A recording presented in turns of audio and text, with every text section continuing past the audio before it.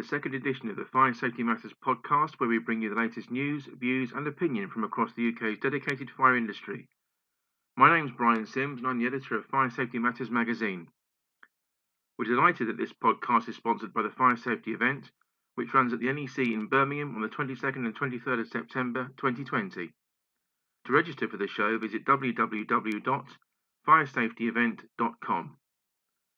Once again, I'm joined on this podcast by Mark Sennett, the CEO of Western Business Media. Hi, Mark. Morning, Brian. Great to be back. Really enjoyed the first episode, and this one's looking even better. We've got a number of speakers lined up and some big stories. So, what have we got lined up for everyone today? Good morning, Mark. Yes, we've got an interview with Ian Moir, the CEO at the FIA, which is great to have Ian on board, obviously giving his comment on what's happening in the industry at the moment. And also Salvy Vittozzi from Apollo Fire Detectors. Yeah, and of course we'll be joined for our regular legal update from Warren Spencer, who's Managing Director of Blackhurst Budd and has done more prosecutions under the fire safety order than anybody else. So, Brian, we normally start with covering a couple of key news stories. So, what's come to your attention this week that FSM have covered? Well, one of the main stories, Mark, actually concerns and actually straddles the two industries, if you like, security and fire.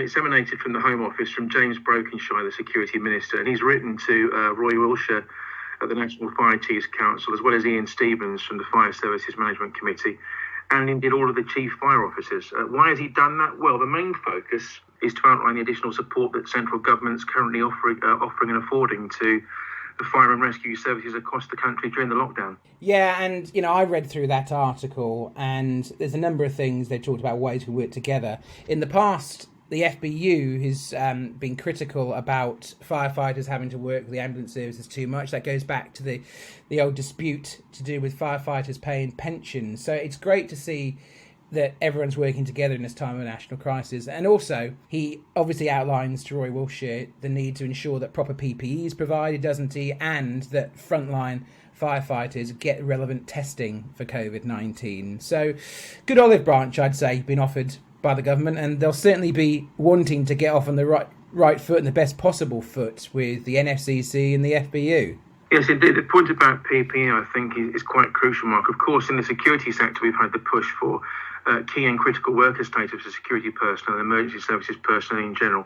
And it's nice to see the government now affording the testing to frontline firefighters, some of whom have had to go into lockdown due to having symptoms of COVID-19. Yeah, it's an important story to start off with, but like a smooth transition, we can go into a bit more government news that I've spotted. It's almost as though we've practiced this, Brian.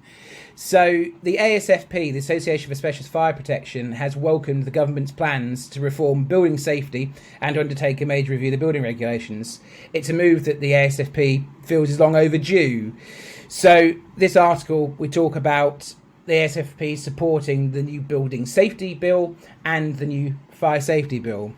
So, as part of the government's plans, they say they're planning to establish new regulators for building safety and construction projects, as well as establishing a new Construction Product Standards Committee. The ASFP says is looking forward to working with these new organisations to further improve the safety of the built environment. Robert Jenrick, who's the Secretary of State for Housing, has also declared a major holistic review of the building regulations will be undertaken, which will result in the development of a new digital-based document. This full review process is expected to take about 5 years to complete, so not going to be a quick task. And the Secretary of State has also announced that there'll be further revisions to approved Document B, and these will be published in May. Long overdue, and we've been waiting for these findings for a while. This will mandate the use of sprinklers and consistent signage in new high-rise flats over 11 metres tall. So ASFP have had their say on this, and their CEO, Noah Rowan, who we know well, he said in a quote, "We hope the establishment of a new building safety regulator will greatly strengthen the enforcement regime across the entire built environment and welcome the move to design to improve oversight of product and third-party certification standards. Changes in the building materials and construction processes have transformed the way in which our building stock behaves in fire, and poor workmanship and light touch enforcement of the building regulations has frequently resulted in buildings that offer poor levels of fire protection." So, Brian, my takeaway from this is some really key things they're outlining there. Updates to approved document B finally being published, full review. from the Secretary of State on the building regulations, which is going to take 5 years.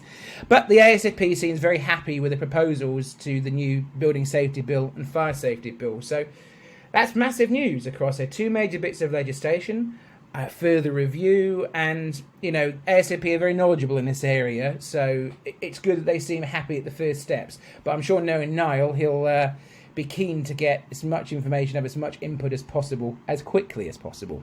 Yeah, one thing I'd like to add, Mark, coming back to the story I was talking about there, it's been reported that HMRC has issued new guidance to employers and employees to ensure that retained staff are not ruled ineligible for the COVID-19 loss of earnings benefit. This is a very positive step, I think.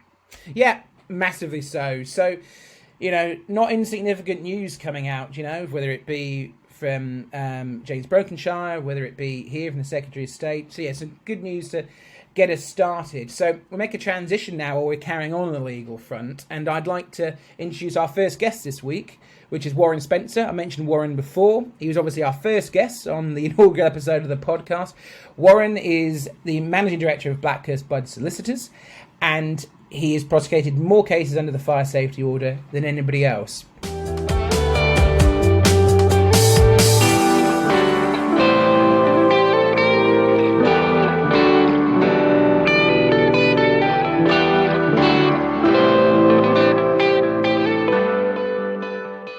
Morning, Warren. Great to hear from you again. How are you?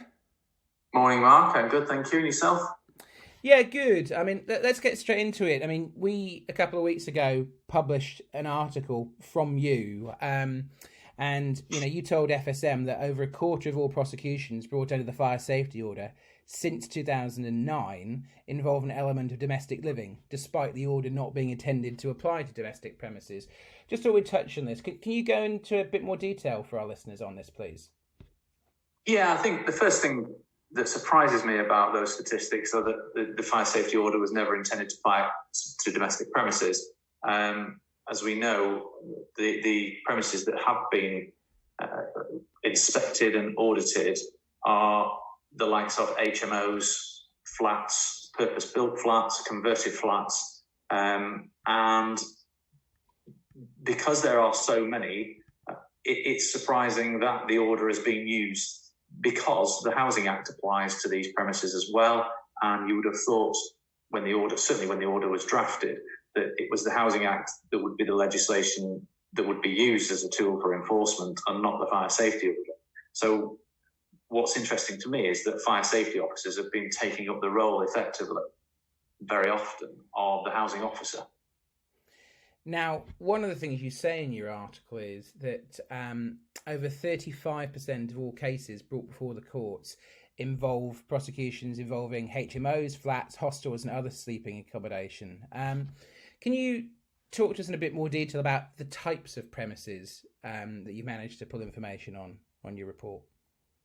So HMOs accounts for almost 17.5% of all prosecutions, which I would suggest is low-level housing and meaning vulnerable residents.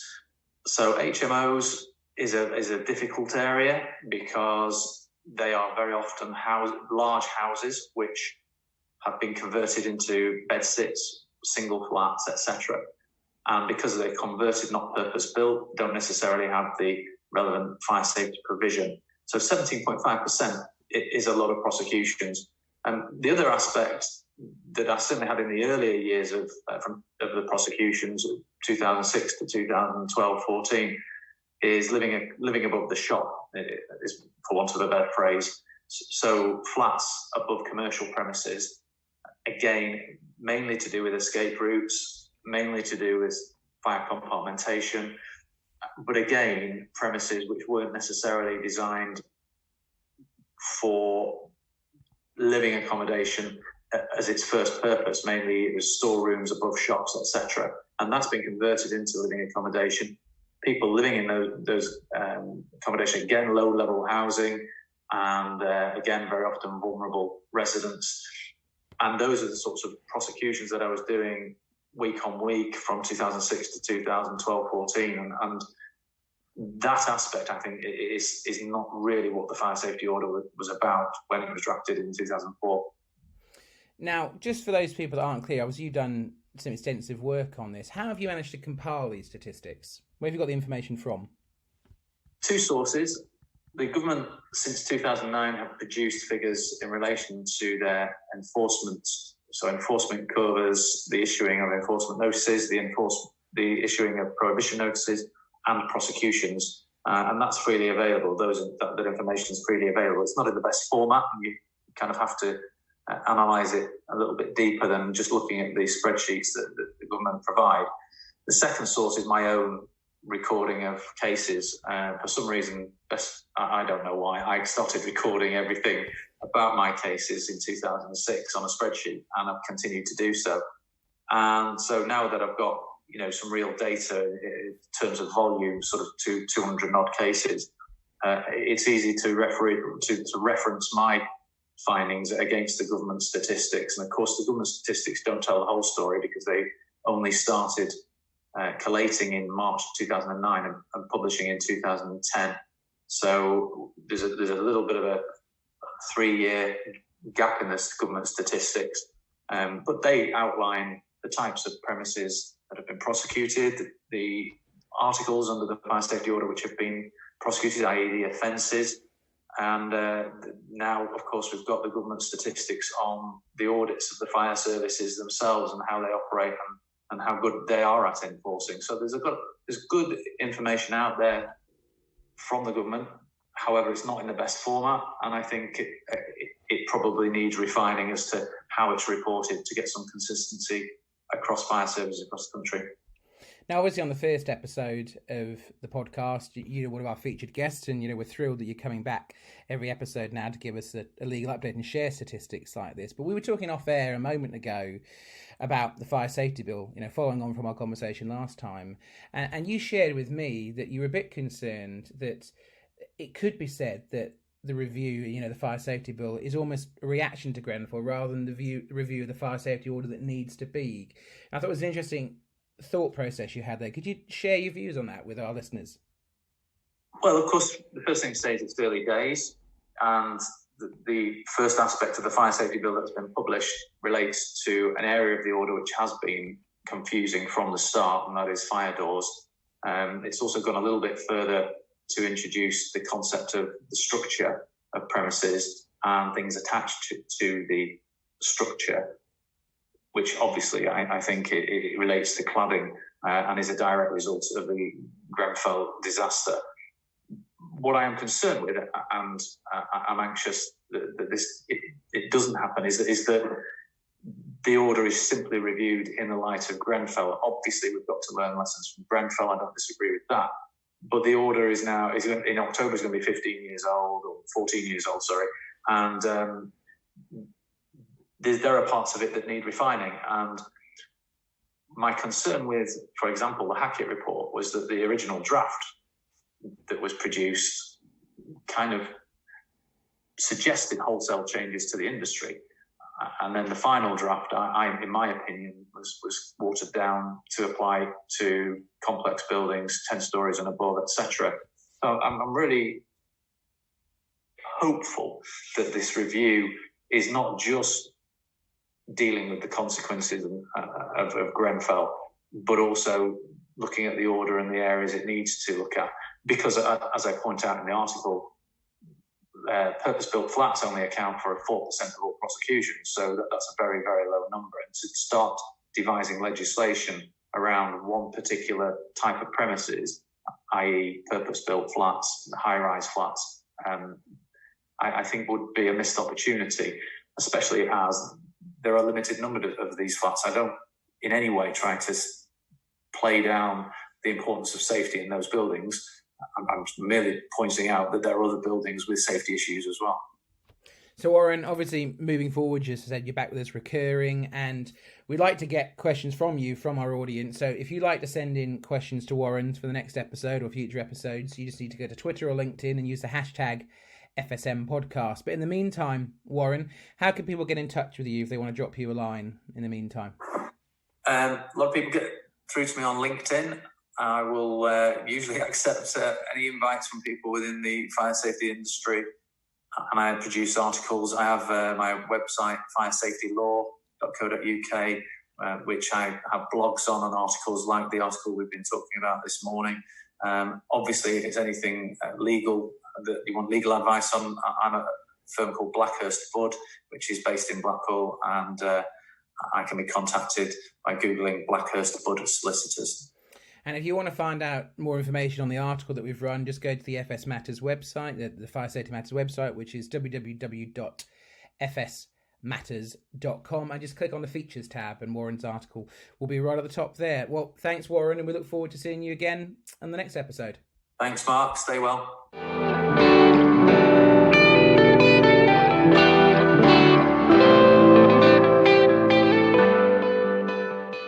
Well, Brian, we've got a couple more news stories that we wanted to cover, and the first one I wanted to go over is an article that you've written on hotworks and fires in Wales. The number of hotworks and fires in Wales have been released. This has come from a Freedom of Information request from CE Safety, which is the dedicated health and safety and first aid training provider.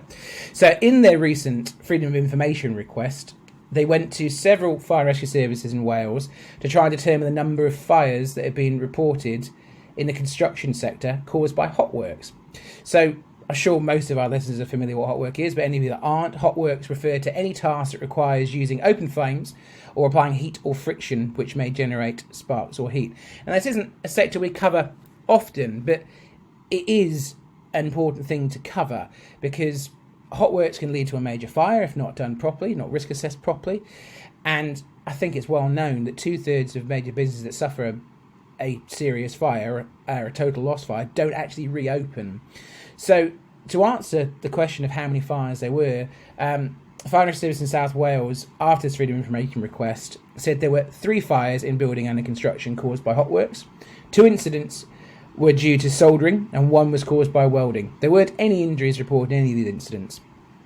So in terms of things that can cause these fires, it could be flying sparks. They're the principal risk posed by hotworks, but it can also easily become trapped, these sparks, in cracked pipes, gaps, holes, any other cracks and small openings where they could potentially smoulder and cause a fire to break out. So as I said, not something that we often cover, Brian, but the risks are obvious. If you don't do a proper risk assessment to this, if you're doing hotworks, as we said there, those sparks are flying, it can lead to a serious incident. And fortunately, in these 3 fires, there were no injuries reported. Yeah, I think one of the key things to note from the story, Mark, is actually a quote from CE Safety's director, Gary Ellis, who we talked to for the article. And he's actually said, however, no matter who does it, they must know what kind of, as in hotworks, what kind of hazards hotworks present, and how to prevent it from causing harm. It is a major problem in the construction sector. Yeah, so Brian, rounding off, I think you've got some good news to end the news on this week, haven't you? Yeah, it's a bit of a tub thumper, I think, from our point of view, Mark. It's a fundraising challenge that's been introduced by the Firefighters Charity, which, of course, transacts some great work on behalf of the firefighting community in general. Now, I'm sure many of you will be aware the pandemic's brought many businesses, not to a standstill as such, but working very differently. From the charity's point of view, their fundraising mechanisms have been almost brought to a halt. They're actually talking about the fact that they generate about £10 million per year to run the charity. They're looking at that estimate being about half this year, so they do need funds. What they've done is brought in the challenge for firefighters and their immediate families, etc. And they're asking people to sort of take on their own challenges, like sponsored silences and sponsored gardening efforts, that kind of thing, to try and raise some money. I mean, we've seen, that's one of the great things this epidemic has brought out, is the kindness in people and also the amount of great charity work that's done. And you can do it from your own home. So if you've been inspired by the people you've seen in the news doing marathons in their gardens or walking up and down stairs in the length of a marathon, I think what we're saying here is there's another good cause that you could do that for. So if you can potentially, keep yourself healthy, doing some exercise and do it for charity, this is definitely a great one to raise charity for, because 10 million is a fantastic amount they raise, but they're really feeling the pinch right now. Yeah, there are 55,000 members, Mark, of the UK's fire and rescue services, and then the dependents, of course. And we need to be seen to be supporting them. I urge all our readers and listeners of the podcasts to get behind this campaign. So, Brian, moving on now, you recently were able to sit down with Ian Moir, who's the Chief Executive of the Fire Industry Association. So shall we hear what he had to say with you earlier?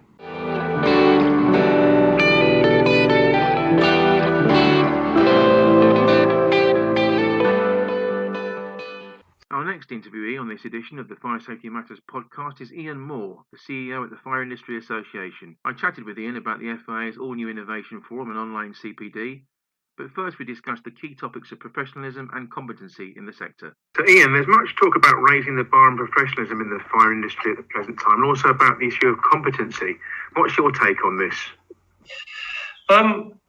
Competency, I suppose that's the in buzzword, isn't it? I mean, Hackett report, if I remember rightly, I've done enough presentations about this. 152 times she mentioned in the report the word competency. So quite clearly there's an issue with it, or a perceived issue. I happen to think there is an issue, but it's not news to us. I mean, I don't really know much about the FIA, but we, as part of our joining criteria, have third-party certification as a must for all companies, because it is about raising the bar on professionalism. It may annoy a few people saying, well, I don't believe I need to have a third party to tell me I'm good.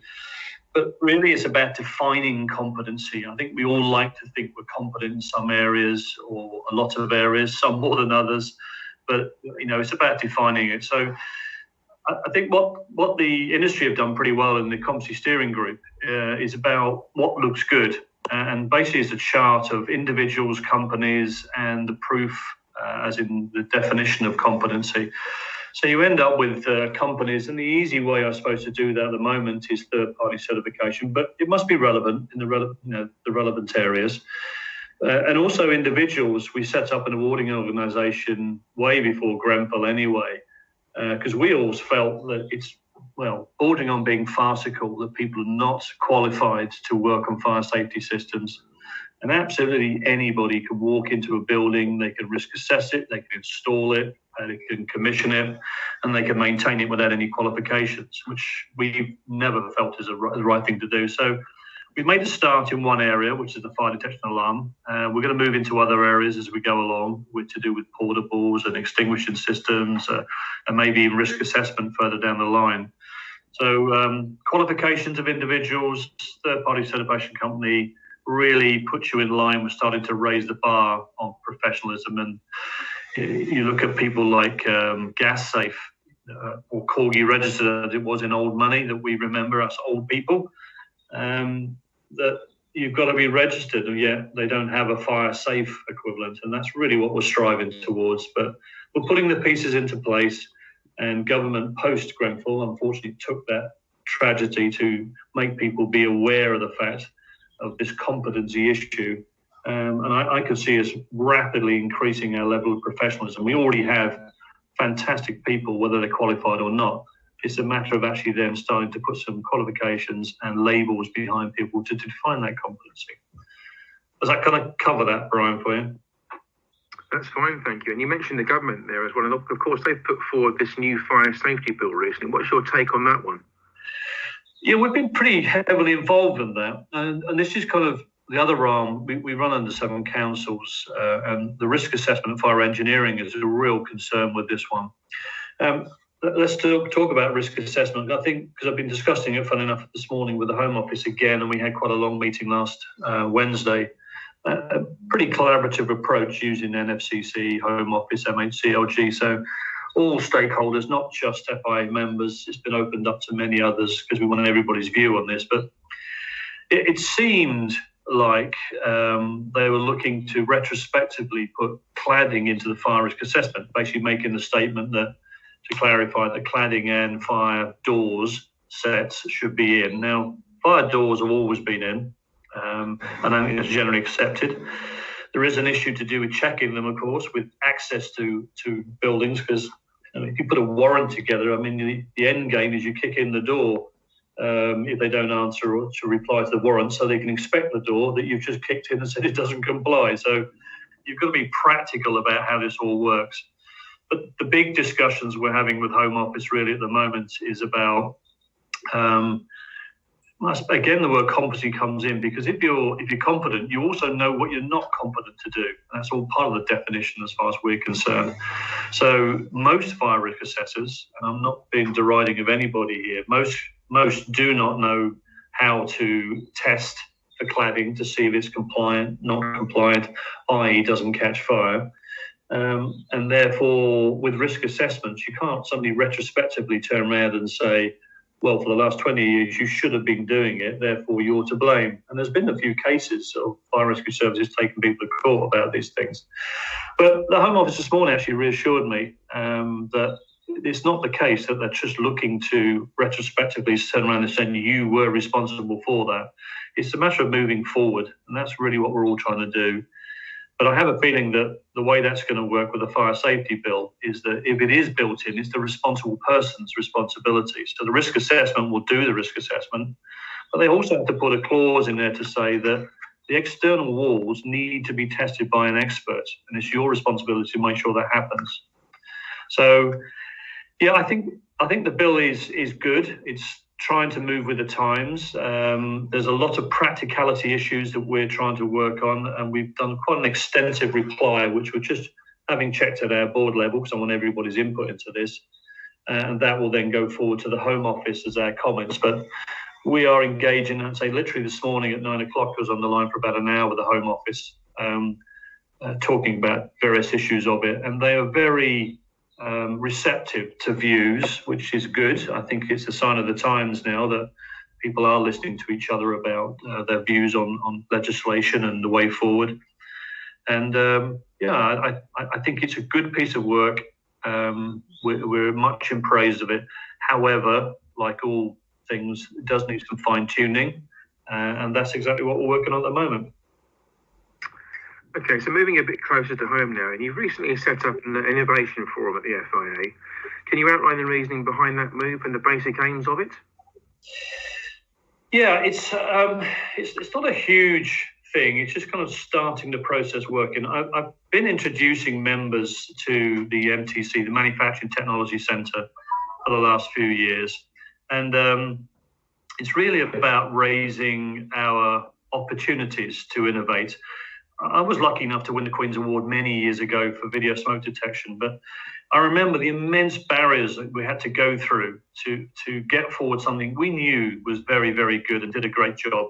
But it was for the right application at the right time and really kind of worked when nothing else was suitable. But we pushed hard at it and eventually got there. But that pain is something that smaller companies really struggle with. And all I was trying to do with this is to just open up a forum where people talk to each other. There's no exchanging of IP or anything for obvious reasons. I mean, it's not there for exchanging specifics. It's more a case of understanding the processes of getting to market, or if they have a product or a system or a solution that's working well in one area, how do they extend that into other areas? Talking about the barriers of standards, whether that be British standards, European standards, ISO standards. And then, of course, you've got the stuff to do with compliance to code, compliance to approvals, which is immensely expensive. So it's really about everybody exchanging ideas, trying to help each other. With a bit of luck, it becomes in just a little bit of a club where people talk to each other, and hopefully it becomes into more. I mean, my end game, I'll be honest with you, is having an innovation centre that we have somewhere in UK. We came very close to having it about 4 years ago, actually. But this is where really that everybody gets to get involved with. We're talking academia, scientists, various, the fire and rescue services or NFCC through those guys. So everybody sort of gets involved in understanding and innovating and coming up with some great ideas for the future. But that's for the future. But this is first stage is really just to open up a channel to allow people to talk to each other. You've recently been putting a lot of emphasis, I note, on the FIA's online CPD sessions as well. Very important, of course. How's that progressing? Extraordinarily well, actually. I mean, I think it's a sign of the times, to be honest. It's a lot of people are sat at home. I'd love to say not doing anything. I know what I'm like. It's probably worked harder than anybody, same as everybody else, because you're so available. But there are opportunities to take advantages of things like this, where you can listen in and not have to travel to site. So the online training is something we invested in almost immediately when we saw this coming.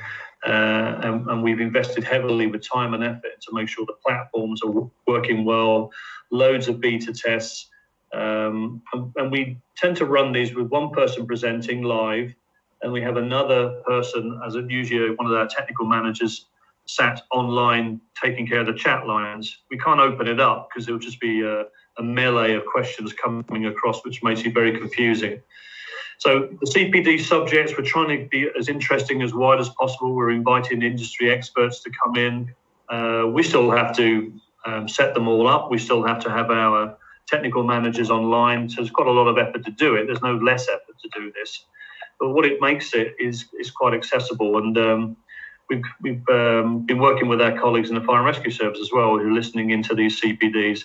We actually had one last week with over 165 people on, and we didn't appear, from what we've seen, to have any issues technically, and also the content seemed to come across very, very clearly. But this maybe is the new normal. I'm sure people will go back to classrooms because of the integration, I suppose, with the trainers and other people. But it's certainly an opportunity for more remote people. I mean, even overseas training, maybe some people in far-flung parts of the UK that can't get into our Hampton office or to a local hotel where we're doing these courses in. So I think we've been, necessity being the mother of invention here, we've actually pushed ourselves into doing this, and it's working out really well. And the subject matters are proving to be very, very popular. And last month, you reached a milestone, a significant one actually, of 900 FIA member organisations. Tremendous effort on the organisation's part. Thank you. What's the target there, Ian, going forward? I mean, I think everybody puts indicative targets. It's something you put down. I mean, the logical one is 1,000. But it's really about what it gives us. I think you have to be careful you don't sort of just go after members for the sake of it. One, I say there is already that professional barrier in the way that they're all professional companies, as in proven to be professional. So lots of people that don't have third-party certification are professional companies, but those that do, we accept because they are defining that competency. And the more members we have, the more expertise we have to call on. We have hundreds of working groups in different areas, and the wider we go with the more depth, the better we have in the way of information, data, etc. And we get more revenue, but as not-for-profit, we reinvest that into research projects. So obviously, the more money we get, the more we can invest into research. We've done some absolutely fantastic research projects of late. A little bit quieter at the moment based on where we are financially as a whole industry. But also the lobbying power. When I ring and talk to some MPs saying I represent basically 1,000 companies, they're going to listen. And we're finding that at the moment, that the doors are open to us in very many levels, all the way up to the Fire Minister. We have a meeting coming up with very soon to discuss the issues of the industry and represent it. So we still operate under our councils, so we're still very focused. So we know that we're talking specifically at a meeting about, say, extinguishing or fire engineering. So we do structure them that way. But if we grow any bigger, we'll probably end up making more councils so we can keep the focus and keep the number of people supporting it. So we have individual technical managers on every discipline, very, very highly trained people. So yeah, we're looking to grow like everybody else, but it's for the right reasons. And just to close in, I'm sure lots of individuals and companies indeed have got key questions for the FIA at the present time under the lockdown scenario. What's the best way for them to get in touch with you? The website has a lot. We've worked extensively on this COVID-19 and what it actually means. A lot of information comes out for government, and it's the clarity is usually issued, trying to say, what exactly does this mean? And we've tried very hard not to try and clarify what the government is saying. So we've actually gone to them and asked them to make a statement. So it's not our interpretation, because the pitfalls on that, you can probably imagine, are quite awful. It could even be legal issues if we're actually telling people it's okay to do something when it's not. So we've just basically constantly gone to the government. We've got statements from various people at very high level. Even the Secretary of State, James Brokenshire, sent us a letter through, which we put up there. They described what we're doing, what the manufacturers of key equipment are doing. So it's about getting information, and you can get that information on our website, which is fia.uk.com. Excuse the plug. But everything is there. There are contact details for people to come through, and we are fully operational.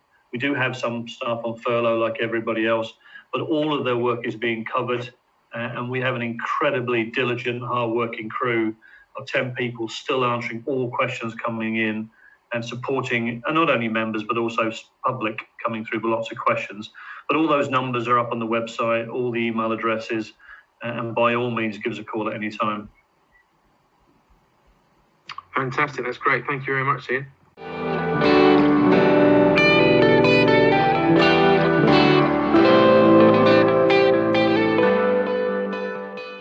Thanks, Ian, and thanks, Brian, for that. In our next segment, we always get you guys to send in your own questions. And for the next edition, we'll ask you to send in your questions once again using the hashtag FSM Podcast. We're delighted today to be joined by Salvy Vittozzi, who's Regional Sales Manager for the South East at Apollo Fire Detectors. Morning, Salvy. Thanks for joining us. How are you? I'm fine. Thank you very much for having me. So we want to get straight into this. I know Apollo have got a lot of things in the product pipeline. So for those that aren't familiar what's coming next for Apollo, can you tell us what's next in your product pipeline? Yeah, certainly. So as you said, we do have a bit in the pipeline. Obviously, current situations, that's taken a bit of a hit for future projects, like a bit of a delay. But right now, you may have seen already, we've just launched or relaunched our 3-channel I/O. So the standards changed, and the predecessor model had to be reworked and revamped. And so it's now gone through all its approvals, all its passed, and now we're in a position where we can relaunch it.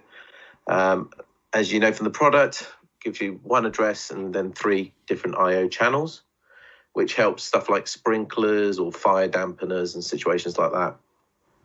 The other one that we're excited about is a whole new product for us is an our expander range, our hybrid range. It's our multi-sensor. So we have a heat, we have a smoke detectors, but now we have our multis, and that will complement with the standard bases and any of the AV bases as well. And speaking of expander, not all of our listeners and readers of Fire Safety Matters are going to be familiar with the unique selling points, the USPs of expanders. Can you tell us a bit more of the USPs, and also what kind of locations can it be installed in? Okay, so expander is a hybrid system. So it utilizes both the best worlds of the wired market and now the wireless market. So it has all the benefits as said for the wireless. So you've got your quick installation. You've got demountable buildings where you can't run cables to, and also stuff like heritage sites where the radio signal doesn't really like going through the really thick walls. But because it's a hybrid system, we're finding quite a lot for schools like it a lot as well, so they can run a normal wired system within the school and then, as I said, add the demountables as needed.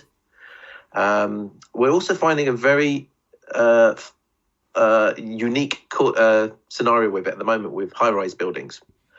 So post Grenfell, and I appreciate I did listen to your podcast before, a lot of people are now doing temporary fireworks. So what they're doing is they can't enter the actual dwellings. They're putting in expanders so the engineers can enter as and when they need to. So it means the speed of installation, ease of installation, and minimal disruption to the end user as well, whilst still maintaining a wide system for the main building. Now, before this podcast came out, on the first episode, we asked people to use the hashtag FSM Podcast to get their questions in. And one of the questions that came in was just asking for a little bit more information on kind of case studies and locations where Apollo's kit's installed. So for those of our listeners, the fire safety managers, the people with purchasing power, can you give us a couple of interesting case studies of where Apollo has worked? Yeah, well, as you can imagine, being who Apollo are, we're in all sorts of vertical markets and sectors, from schools through to small little retail units. And obviously to list them all, it's going to be too long. A couple of nice ones that we've had recently, touching back on the expander we've just spoke about. So we've done Kent and Canterbury Hospital. where they upgraded an area of their hospital because the fire alarm system wasn't up to standard, so they've upgraded it. But because it's always a 24-hour operation, they couldn't have any downtime to run cables. So expander was the use there. That was surveyed at the very end of last year and ordered at the very beginning of this year. And then one of our flagship projects is 22 Bishopsgate in London. It's the site that has the most Soteria devices in it. Obviously, it's a 62-storey building, and right now in its shell and core, it's up as the highest Soteria products. Obviously, we've still got the fit-outs to do, so the exact numbers, I won't even fathom a guess on how many devices will go into that building. But yeah, listen, we cover all different markets internationally. You can look at our case studies online. You know, we do oil sites, we do harbours, we do airports and so forth. So the list is quite long. Well, I'd be remiss if I wasn't able to ask you about how, you know, the current COVID-19 pandemic has affected you. How are you guys coping? Is your headquarters obviously down in Havant? What's been the knock-on effect for you guys? Are you still manufacturing? Are you still fully operational? Yeah, before I go into that, from everyone from Apollo, we'll send our deep and condolences to everyone affected by this. You know, it's a hard time for everybody from a business point of view and also a personal point of view. But from our point of view, we're always committed to keeping people safe from fire. You know, we have taken the appropriate steps within our operation to ensure the safety of our staff. So we've increased our social distancing with the building. I've been told that we've also done a one-way system around the building so staff don't overlap themselves in corridors. But all this is happening. We are still able to process and ship orders as normal, whilst obviously implementing all the health and safety in question. Our supply chain hasn't been affected even from the beginning of this, which is good. You know, the good thing is that we're in Havant, everything's made here in the UK, so that's all good for us. We're holding additional stock of key components. So again, production isn't an issue when it comes to that. And we are looking to hold a little bit of buffer stock. However, the longer this goes on and the more social distancing we're having to put in, that may be affected. But right now, we're fine. The only downside about this whole COVID thing is, Apollo's been doing this for 40 years. This is the biggest single challenge Apollo's seen, both to protection of staff and to provide the industry and our customers of what they need. So we are well, we are good. All, like everyone else is, all non-essential staff are working from home, and only essential staff are going into the building, like the production team. And we're simply adhering to the government's guidelines, and we're heeding what they're saying to us. Salvy, thanks very much for your time today. But if people want to get in touch with you or to get in touch with Apollo Fire Detectors, what's the easiest way to drop you a line? Okay, so all the regional sales managers have their own LinkedIn account, and so there's obviously Apollo. But the conventional ways, so general inquiries, if you go to inquiries@apollo-fire.com. The phone lines are still connecting to customer services and technical, and that's on 02392 492 412. And again, if you've got any of our own business email addresses, just give our guys a call. We're always available, try and help where we can. Well, Salvy, thanks for your time today. And obviously that covered a lot of ground because Apollo can go into so many various different premises and have so many different solutions. Our next interview and the next edition of the Fire Safety Matters podcast will be with Mark Rivers from Detectors. If you'd like to get your questions in ahead of that, please use Twitter or LinkedIn and just use the hashtag FSM Podcast. Thanks, Salvy. We really appreciate your time.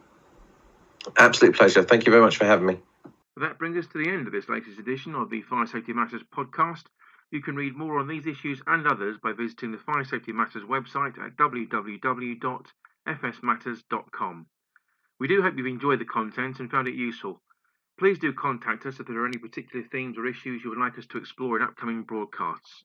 You can do so on Twitter by using the hashtag FSM Podcast. Make sure you follow us on Twitter at FSMatters_MAG. As a reminder, the Fire Safety Matters podcast is live to view every fortnight on Wednesdays. Please do like and share the content and spread the word among your colleagues. You can listen to the Fire Safety Matters podcast for free on iTunes, Spotify, YouTube or Podbean. On the next podcast, we'll be hearing from Stephen Adams, the CEO at BAFE, and also Mark Rivers, Key Account Manager at Detectors. As always, we'll feature our regular legal review with fire safety lawyer Warren Spencer. We'll see you then.